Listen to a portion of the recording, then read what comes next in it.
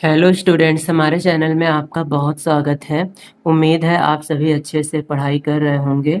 आज आपके लिए हम एक बहुत ही महत्वपूर्ण क्लास लेकर आए हैं जिसमें हम आपको एलसीएम और एचसीएफ निकालना सिखाएंगे। तो एलसीएम और एचसीएफ को यहाँ पर हम गुणनखंड विधि से ज्ञात करने वाले हैं। पिछली क्लास में मैंने बताया था गुणनखंड किस प्रकार से करना है। यदि आपने अभी तक नहीं देखा है तो उसे अवश्य देख लें ताकि आपको भी सारे डाउट्स क्लियर हो जाएं। तो आइए स्टार्ट करते हैं एचसीएफ और एलसीएम। इसके लिए सबसे पहले हम एक क्वेश्चन लेते हैं। जैसे हम निकालने वाले हैं 56 और 96 का एलसीएम और एचसीएफ।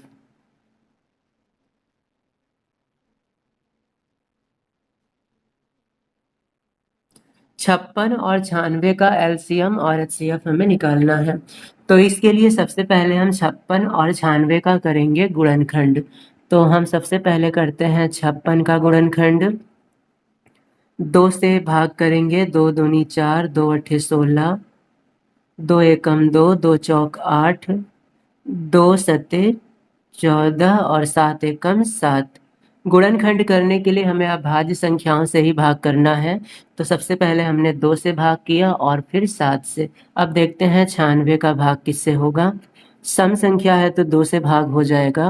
2 चौक 8, 2 अट्ठे 16, 2 दूनी 4, 2 चौक 8, 2 एकम 2, 2 दूनी 4, 2 छंग 12, 2 तिया 6 और 3 एकम 3। तो इस तरीके से 96 और 56 का गुणनखंड कंप्लीट हुआ। अब हम सॉल्यूशन लिखेंगे। सबसे पहले हम गुणनखंड करेंगे 56 का। 56 का गुणनखंड आया है 2 गुणे 2 गुणे 2 गुणे 7। 3 बार 2 और 1 बार 7। अब 96 का गुणनखंड लिखते हैं। 2 गुणे 2 गुणे 2 गुणे 2 गुणे 2। 5 बार 2 है और 1 बार 3 है। तो ये हो गया 96 का गुणनखंड। अब हम सबसे पहले ज्ञात करते हैं एचसीएफ। एचसीएफ निकालने के लिए हमें दोनों गुणनखंड में से सिर्फ कॉमन वाले गुणनखंडों को देखना है जो दोनों में है। जैसे 2 दोनों में है, ये 2 दोनों में है, ये भी दोनों में है और कोई भी संख्या दोनों में कॉमन नहीं है। तो जो दोनों में है सबसे पहले उनको हम लिख लेते हैं।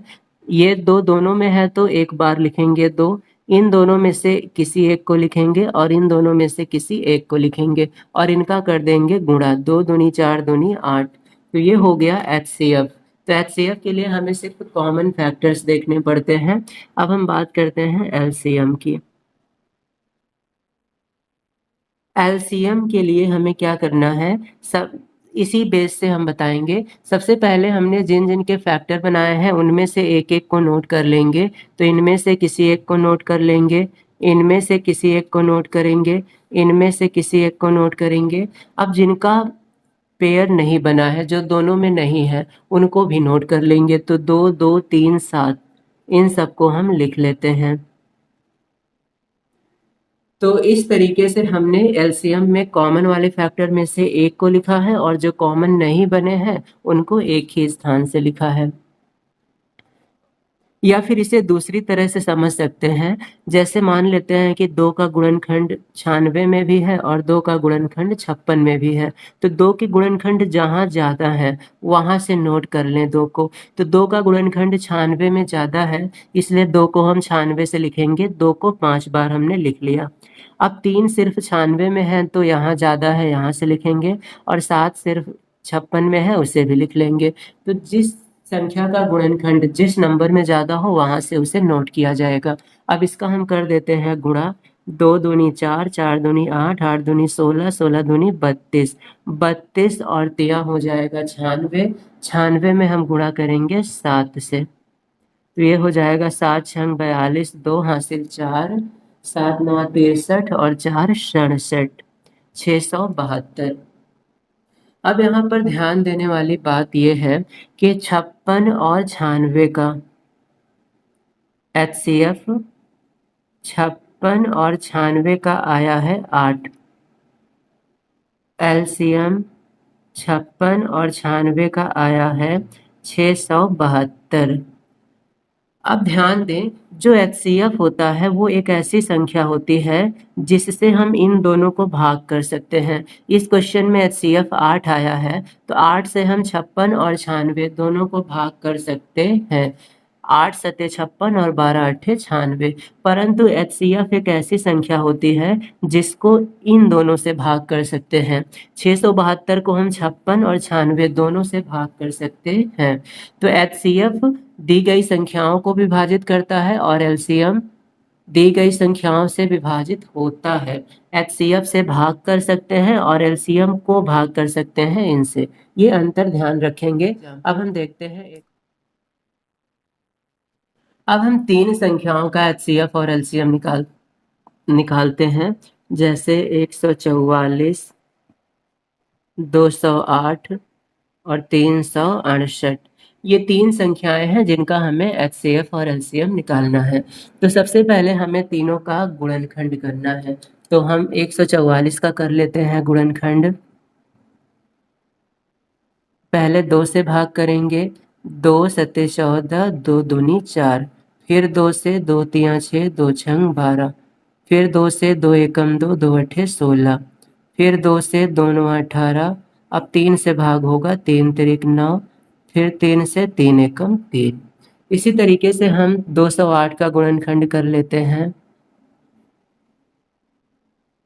2 से भाग करेंगे, 2 एकम 2, 2 जिराम में 0, 2 चौक 8। फिर हम भाग करते हैं 2 से, 2 पंजे 10, 2 दूनी 4। फिर भाग करेंगे 2 से, 2 दूनी 4, 2 छंग 12। फिर भाग करेंगे 2 से, 2 एकम 2, 2 तिया 6। अब 13 13 से विभाजित होगा क्योंकि यह भाज्य संख्या है, तो 13 एकम 13। और इसी तरीके से हम 368 का भी कर लेते हैं गुणनखंड। 368, 2 से भाग करेंगे, 2 एकम 2, 2 अठे 16, 2 चौक 8। फिर 2 से करेंगे, 2 नौ 18, 2 दूनी 4। फिर 2 से करेंगे, 2 चौक 8, 2 छंग 12। फिर 2 से करेंगे, 2 दूनी 4, 2 तिया 6। अब 23 से करेंगे, 23 एकम 23। तो इस तरह से हमने सभी संख्याओं का अभाज्य गुणनखंड कर लिया। अब इन गुणनखंडों को हम लिखेंगे। सबसे पहले लिखते हैं 144 के गुणनखंड। 2 2 2 2, 4 बार 2 है और फिर 3 और फिर ये 3। इसके बाद हम 208 का गुणनखंड लिखेंगे। 2 2 2 2 और ये 13। और 368 का गुणनखंड लिखते हैं। एक सबसे पहले 2, फिर 2, फिर 2, फिर 2 और 23।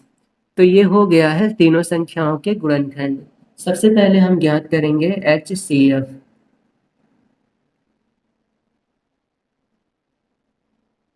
एचसीएफ के लिए हमें कॉमन फैक्टर देखना पड़ता है, तो हम दोनों संख्याओं में कॉमन फैक्टर देखेंगे तीनों में। तो सबसे पहले हम देखते हैं, ये 2 तीनों में है, फिर ये 2 तीनों में है, फिर ये 2 तीनों में है और ये 2 तीनों में है। तो 4 बार 2 ऐसे हैं जो तीनों में है, इनको हम नोट कर लेते हैं। तो ये हो जाएगा 2 गुणे 2 गुणे 2 गुणे 2, और ये हो जाएगा 2 दूनी 4, दूनी 8, दूनी 16। तो यहाँ पर एचसीएफ आ रहा है 16, क्योंकि दोनों तीनों संख्याओं में सिर्फ 4 बार 2 कॉमन है। अब हम बात करेंगे एलसीएम। एलसीएम के लिए हमें ध्यान देना है, एक फैक्टर को एक ही संख्या से लिखना है। जैसे 2 तीनों संख्याओं में है, इसमें भी, इसमें भी और इसमें भी, लेकिन 2 को हम कहीं एक जगह से लिखेंगे और वहां से लिखेंगे जहां 2 ज्यादा हो। अब तीनों में 2 4 बार आया है, तो किसी एक संख्या के सभी 2 हम लिख लेंगे। तो यहाँ पर हम 2 लिख लेते हैं, 2 गुणे 2 गुणे 2 गुणे 2। अब इसके बाद 3 देखते हैं कहाँ है। 3 यहाँ पर है और कहीं नहीं है, तो इन दोनों 3 को भी लिख लेंगे। अब इसके बाद 13 और 23 बच रहा है, इनको भी लिखेंगे। 13 को भी लिखेंगे और 23 को भी। तो एलसीएम के लिए हमें सभी फैक्टर को लिखना पड़ता है।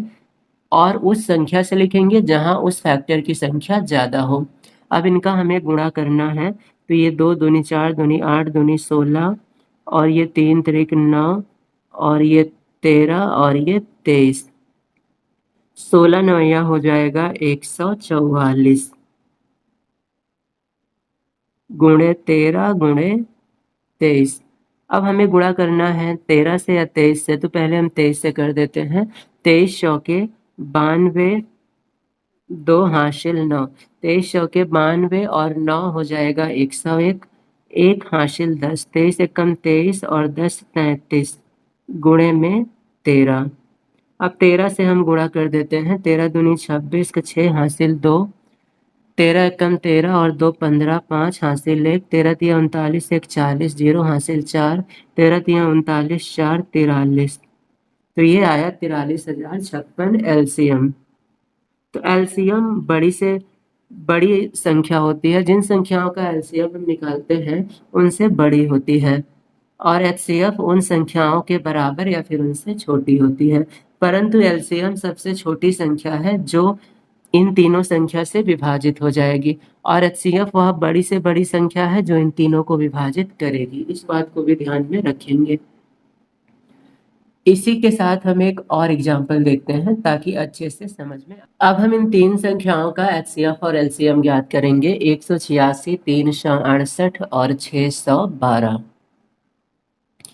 तो सबसे पहले हमें गुणनखंड करना होगा, तो हम 186 का करते हैं गुणनखंड। 2 से भाग करेंगे, 2 9 18, 2 3 6। 2 से भाग करेंगे, 2 चौक 8।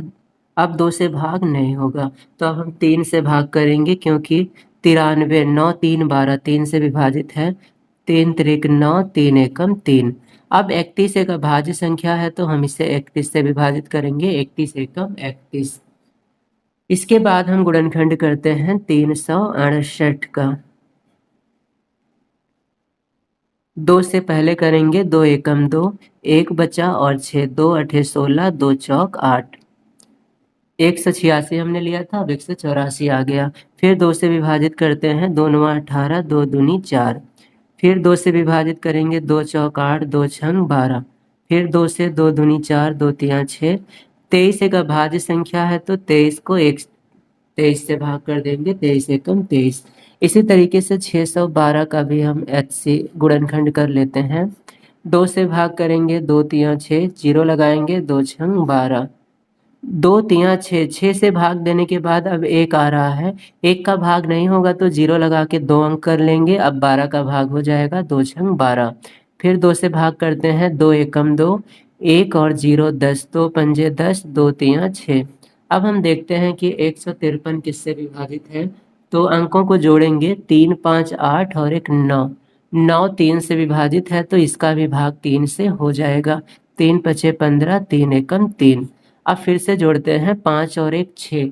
6 का भाग 3 से हो जाता है, तो इसका भी भाग 3 से हो जाएगा। तो 3 एकम 3, 3 सते 21। 17 भाज्य संख्या है, तो 17 से भाग करेंगे। 17 एकम 17। इस तरह से सबका गुणनखंड हो गया है। अब हम इन गुणनखंडों को नोट करेंगे। तो सबसे पहले 186 का गुणनखंड लिखते हैं। 2 गुणे 3 गुणे 31। फिर 386 का गुणनखंड लिखते हैं। 2 गुणे 2 गुणे 2 गुणे 2 गुणे 23। अब हम 612 का लिखते हैं गुणनखंड। ये हो जाएगा 2 गुणे 2 गुणे 3 गुणे 3 गुणे 17। गुणनखंड लिखने के बाद अब हम एचसीएफ और एलसीएम लिखेंगे। एचसीएफ के लिए हमें कॉमन गुणनखंड लिखना पड़ता है, तो पहले लिखते हैं एचसीएफ। अब देखेंगे कि तीनों में कॉमन है या कुछ या नहीं है। तो तीनों में एक बार 2 कॉमन है और कुछ कॉमन नहीं है। 3 पहली संख्या में है, तीसरी में है, परंतु 386 में नहीं है। 31 सिर्फ 186 में है, 23 सिर्फ 386 में है, और हमारी दूसरी संख्या 368 है। 386 नहीं है, यह है 368। हमने 368 का गुणनखंड किया है। तो 368 में सिर्फ 23 है और 612 में 17 है। तो कॉमन सिर्फ 2 है, तो हम 2 को लिखेंगे और ये HCF हमारा हो जाएगा 2, क्योंकि सिर्फ 2 कॉमन है तीनों में। अब हम निकालते हैं LCM। LCM के लिए हमें उस संख्या के फैक्टर को लिखना पड़ता है जिसमें उसकी संख्या ज़्यादा हो। जैसे पहली संख्या में 2 सिर्फ 1 बार है, दूसरी संख्या में 2 4 बार है, तीसरी संख्या में 2 2 बार है। तो ज़्यादा है 368 में, तो हम यहाँ से 2 को लिखेंगे और 4 बार 2 को लिखेंगे। 2 गुणे 2 गुणे 2 गुणे 2। अब 3 की बारी है। 3 186 में 1 बार है और 612 में 2 बार। तो ये जहाँ ज़्यादा है वहाँ से लिखेंगे, तो हम 3 2 बार लिखेंगे 612 से। अब बच रहा है 31 23 और 17, इनको भी लिख लेंगे। 31 गुणे 23 गुणे 17। अब इन सब का गुणा कर लेंगे तो हमें आंसर प्राप्त होगा, जो हमारा LCM होगा। तो गुणा करते हैं। 2 दूनी 4 दूनी 8 दूनी 16 और इधर 3 तिरिक 9। साथ में है 31 गुणे 23 गुणे 17। सबसे पहले हम बड़ी संख्या का गुणा कर लेते हैं, 31 और 23 का। 31 और 23 का गुणा करेंगे तो आएगा 23 एकम 23, 3 हासिल 2, 23 तिया 69, 69 और 2 71, 713 और ये बचा है 17।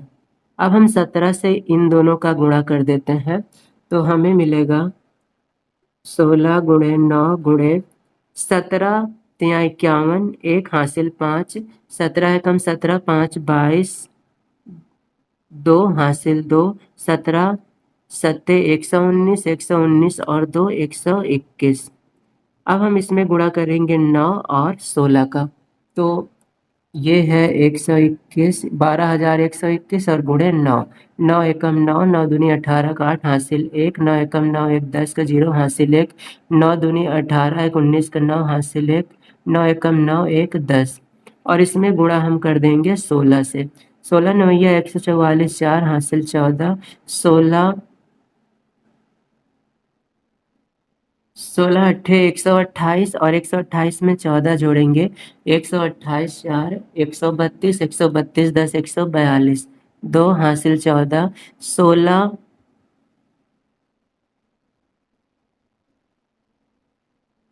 ये शायद 0 है। 16 में 0 का गुणा करेंगे 0 और हासिल 14 है तो 4 लिखेंगे, हासिल 1 बचेगा। 16 9 144 और 1 145, 5 हासिल 14। अब 16 जिराम में 0 4 लिखेंगे, 1 हासिल रहेगा अब भी। 16 कम 16 और 1 17। तो इनका गुणा आ रहा है 17 45 42 4। ये है हमारा LCM। उम्मीद है आज की क्लास आपको अच्छे से समझ में आई होगी। अगली क्लास में हम एक नए टॉपिक के साथ फिर से मिलेंगे। तब तक अच्छे से तैयारी करते रहें और ज़्यादा से ज़्यादा हमारे क्लास को शेयर करें ताकि अधिक से अधिक बच्चे जुड़ सकें।